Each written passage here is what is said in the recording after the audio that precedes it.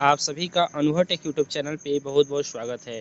आज की वीडियो में मैं आपको बताने वाला हूं आप लोग के पॉलिटेक्निक फर्स्ट सेमेस्टर में अप्लाइड फिजिक्स के कुछ ऐसे मोस्ट इंपॉर्टेंट क्वेश्चंस बताने वाला हूं जो कि आपको सीधे सीधे अपने एग्जाम पेपर में देखने को मिलने वाला है। 100% गारंटी देता हूँ कि इतने क्वेश्चन यदि आप करके जाते हैं तो आपके 100% एक्यूरेसी रहेगी आपकी। ऐसे 50 क्वेश्चंस बताने वाला हूँ कि इसमें से बाहर पेपर बनने ही नहीं वाला है। पूरा जितना मेरा एक्सपीरियंस है सभी क्वेश्चंस को मैंने सेलेक्ट कर लिया है आपके प्रीवियस ईयर और उसके भी प्रीवियस ईयर और साथ 10 ईयर्स का सभी एनालिसिस करके मैंने इस क्वेश्चंस को डिजाइन कर दिया है।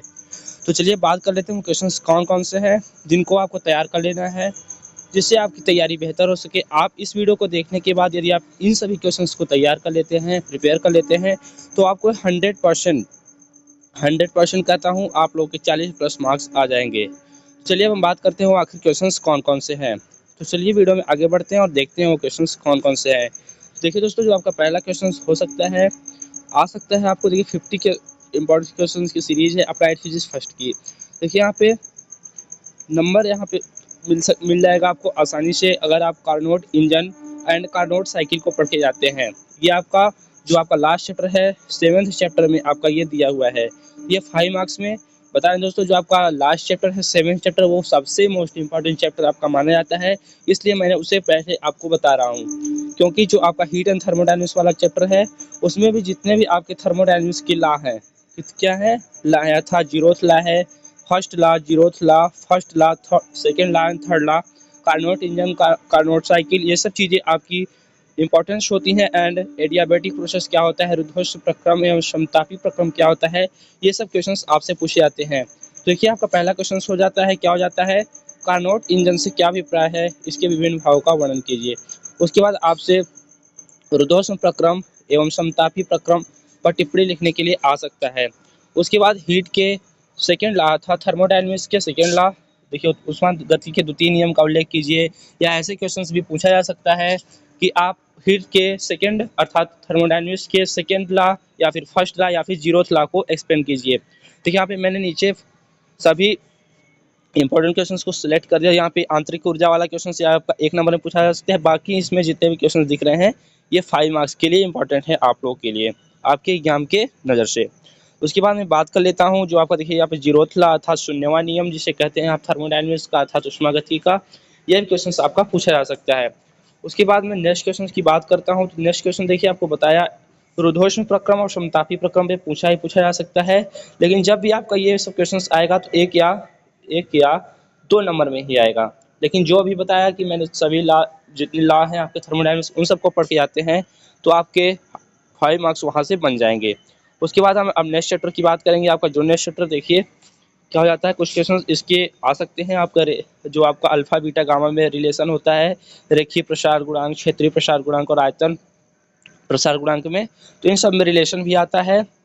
तो रिलेशन भी जब भी आएगा तो आपका 5 नंबर में ही आएगा। उसके बाद हम बात करते हैं यहाँ पे देखिए कांटेक्ट एंगल, ऊष्मा संचरण की विधियों, संवहन विकिरण जो होती है आपकी विधियाँ होती हैं उन सब पे भी क्वेश्चंस आता है, लेकिन ये कंफर्म नहीं रहता है तो इसे आप चाहें तो लेफ्ट कर सकते हैं।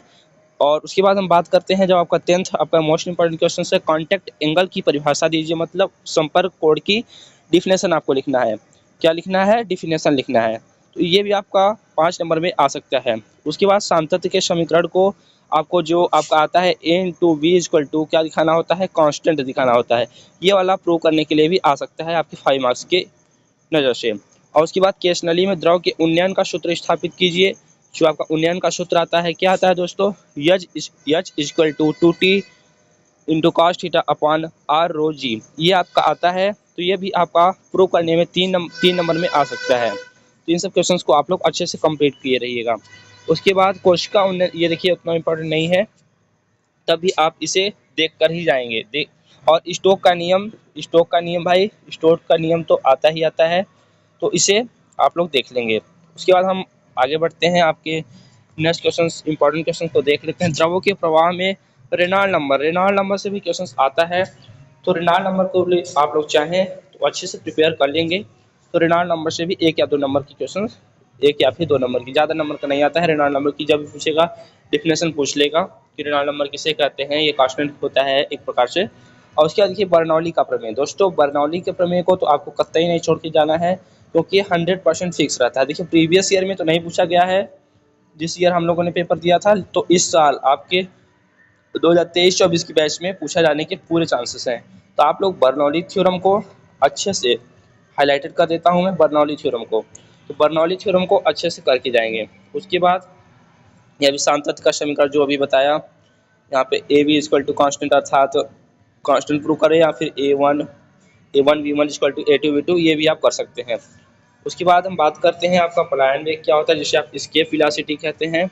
ये आपका जो आपके ग्रह उपग्रह वाला चैप्टर है, आपका सैटेलाइट वाला चैप्टर है, उससे भी क्वेश्चंस आते हैं। उसमें कैपलर के नियम, उसमें सबसे ज़्यादा इंपॉर्टेंट जो टॉपिक है क्या है आपका, कैपलर के नियम। कैपलर के जितने भी लॉ हैं, नियम हैं, वो सब क्वेश्चंस आपसे पूछे जा सकते हैं। चलिए अब हम बात करते हैं, आप सभी क्वेश्चंस को नोट कर लेंगे कॉपी में। और देखिए जब आपका स्मॉल जी जो आपका गुरुत्वीय होता है अर्थात ग्रेविटेशनल एक्सीलरेशन होता है, उसका मान पृथ्वी की सतह पर अर्थात अर्थ के सरफेस पे कितना होता है, उसकी अर्थ के सरफेस के ऊपर जाने पे क्या होता है, अर्थ के सरफेस के नीचे जाने पे क्या होता है, तो ये सभी कंडीशन आपकी पूछी जा सकती हैं। इन सब कंडीशन को भी आप लोग अच्छे से देख लेंगे। चलिए अब हम आगे बात करते हैं, उपग्रह की कुल ऊर्जा के लिए व्यंजक, ये भी आ सकता है। और देखिए जड़त्व आघूर्ण एवं घूर्णन त्रिज्या की परिभाषा दीजिए। ये डिफिनेशन जब भी आएगा तो 1 या 2 नंबर में आएगा, तो आप लोग इसको भी देख लीजिएगा, क्योंकि क्वेश्चन आपके प्रीवियस ईयर में पूछा गया है ऑलरेडी। उसके बाद कोणीय संवेग को परिभाषित कीजिए। कोणीय संवेग संरक्षण का नियम आपसे पूछा जा सकता है, तो ये भी आप लोग चाहें तो अच्छे से कवर अप करके जाएंगे। उसके बाद जड़त्व आघूर्ण संबंधी समांतर अक्षों का प्रमेय और लंबवत अक्ष का प्रमेय। दोस्तों जो आपका समांतर अक्षों का प्रमेय है और एक लंबवत अक्षों का प्रमेय है आपका जड़त्व आघूर्ण संबंधी, तो जो इसका आता है समांतर अक्षों का प्रमेय क्या आता है, ICM प्लस MA² आता है। तो ये आपका प्रूव कैसे आया है, इसी को आपको प्रूव करना होता है। तो आप लोग प्रूव कर देंगे तो आपको सिंपली 5 मार्क्स यहाँ से मिल जाएंगे। उसके बाद हम बात करते हैं उपग्रह की बंधक ऊर्जा को परिभाषित करें, इस प्रकार से भी क्वेश्चन दिया जा सकता है। और घूर्णन गतिज ऊर्जा के लिए व्यंजक जो आपका आता है, हाफ के इक्वल टू के rotating kinetic energy equal to आता है हाफ ओमेगा का square, half I into omega का स्क्वायर जो आता है। ये भी क्वेश्चन आप लोग चाहे तो करके जाएंगे। और देखिए आप लंबवत अक्षों का प्रमेय बता दिया, आ सकता है। कोणीय संवेग और बल आघूर्ण की परिभाषा आ सकता है, और बल आघूर्ण तथा जड़त्व आघूर्ण के बीच संबंध आ सकता है। और आपका क्या सकता है, प्रारंभिक स्थिति ऊर्जा से आप क्या समझते हैं। देखिए उतना इंपॉर्टेंट दोनों क्वेश्चन नहीं है, तो इन सब क्वेश्चंस को आप लोग नहीं करेंगे। उसके बाद हम बात करते हैं किसी पिंड की आंतरिक ऊर्जा से, ये भी नहीं है उतना इंपॉर्टेंट। कार्य ऊर्जा प्रमेय, देखिए दोस्तों ये तो आपका इंपॉर्टेंट है। जो आपका ये क्वेश्चन है, क्वेश्चन नंबर 36, इसे आप ध्यान से देखेंगे। कार्य ऊर्जा प्रमेय को बताइए एवं उस प्रमेय को सिद्ध कीजिए। इस प्रमेय को प्रूव करने के लिए आता है आपके 3 नंबर में आ सकता है। तो इसको आप लोग बहुत ही ईजी है। इसमें दोनों किया गया कार्य जो होता है काइनेटिक एनर्जी के मतलब काइनेटिक एनर्जी के योग के मतलब सम के बराबर होता है। तो इसी को आप प्रूव कर देंगे और स्टेटमेंट लिख देंगे, तो आपको ऑलरेडी यहाँ से 3 नंबर मिल जाएंगे। उसके बाद हम बात करते हैं सीमांत घर्षण क्या होता है, और इसकी देखिए PDF के लिए इस सीमांत घर्षण का आप लोग चाहे तो प्रिपेयर कर सकते हैं। घर्षण गुणांक और घर्षण कोण की परिभाषा आपसे पूछा जा सकता है। देखिए मैंने सभी इंपॉर्टेंट क्वेश्चंस के लिए क्रैश नोट्स और कंप्लीट नोट्स, सभी ऑल सब्जेक्ट के कंप्लीट नोट्स को डिजाइन कर दिया है आप लोग के लिए। पॉलिटेक्निक फर्स्ट सेम के स्टूडेंट के लिए, फर्स्ट सेमेस्टर के स्टूडेंट के लिए, किसी भी ब्रांच के आप हैं तो आप लोग इसे नोट्स को क्या कर सकते हैं, परचेज कर सकते हैं। नोट्स में क्या क्या दिया जा रहा है आपको, ऑल सब्जेक्ट की hand retain notes, chapter wise important questions की PDF और प्रीवियस ईयर क्वेश्चन पेपर आपको प्रोवाइड कराया जा रहा है।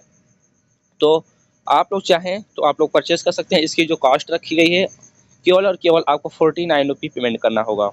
जैसे ही आप 49 रुपये आप पेमेंट करके इस नंबर पर, मतलब जो नंबर दिख रहा है आपको 63, क्या नंबर दिख रहा है 6307933763 पे ऑनलाइन पेमेंट का स्क्रीनशॉट भेजते हैं।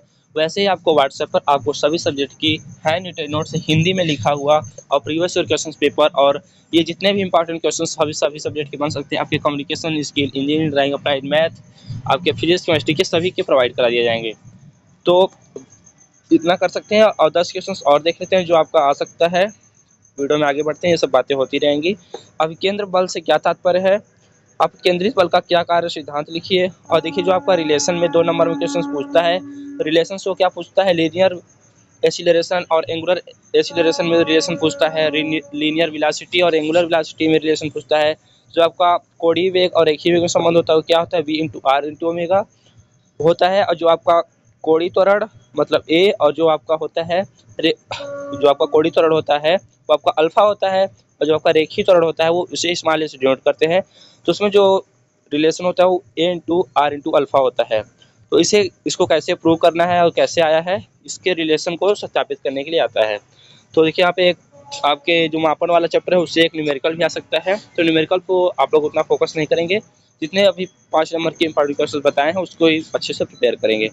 उसके बाद सदिशों का सदिश गुणन क्या होते हैं, सदिश अदिश किसे कहते हैं, इसका एग्जाम्पल जैसे आपको दे दिया कि कोई राशि दे दिया मल्टीपल क्वेश्चन में 1 नंबर में, वहाँ पे पूछ लेगा कि निम्न में से कौन सी सदिश राशि है या कौन सी सदिश राशि है, तो वहाँ पे आप बता देंगे तो आपको सिंपली नंबर दे दिया जाएगा। और उसके बाद हम देखिए फर्स्ट चैप्टर के जो आपके क्वेश्चन बन सकते हैं, विमीय विश्लेषण की सीमाएं क्या हैं, विमीय विश्लेषण की क्या उपयोगिता है, और विमीय समीकरण क्या है, विमीय समांगता का सिद्धांत क्या है, और किसी भी जैसे आपको यूनिट दिया बोल दिया कि इसका विमीय समीकरण ज्ञात कीजिए, वो 2 नंबर या 1 नंबर में आपका बन सकता है। तो इन सब क्वेश्चंस को आप लोग अच्छे से प्रिपेयर कर लीजिएगा। आशा करता हूँ वीडियो आपको अच्छा लगा होगा। इन सभी क्वेश्चंस को आप लोग एक जगह नोट करके अभी से तैयारी शुरू कर दीजिए, क्योंकि आप लोग के पास केवल और केवल 1 मंथ ही रह गया है। तो मिलते हैं नेक्स्ट वीडियो में नई जानकारी के साथ, तब तक के लिए जुड़े रहिए। Thanks for watching.